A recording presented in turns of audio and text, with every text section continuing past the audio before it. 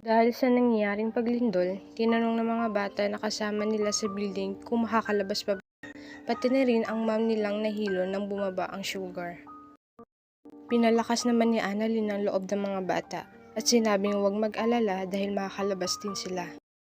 Nagkaroon ng aftershock at si Dr. Luke tama ang pasyente na nangailangan ng tulong. Hindi niya ito iniwan hanggang sa nabagsakan na lang din siya ng malaking bagay. Sila Annalyn kasama ni Dr. Lindon at ang mga bata ay hindi din maganda ang lagay na magkaroon pa ng aftershock. Kahit na sobrang mapanganib pang maglakad, hindi nagpapigil si Annalyn na puntahan si Zoe nang maalala niya ito. Samantalang si Lynette at RJ trap din sa flower store na kanilang pinuntahan. At nang magkaroon din ng aftershock, natumba sila pareho pero niyakap pa din ni RJ si Lynette para protektahan ito din mangyari. Maya-maya, sumigaw ulit si Lynette, nagbabaka sakali tumulong agad sa kanila. Pero si RJ, tahimik na dinamdam ang tama nito sa likuran. Napansin naman ito ni Lynette, kaya sinubukan niyang tignan ang likod nito.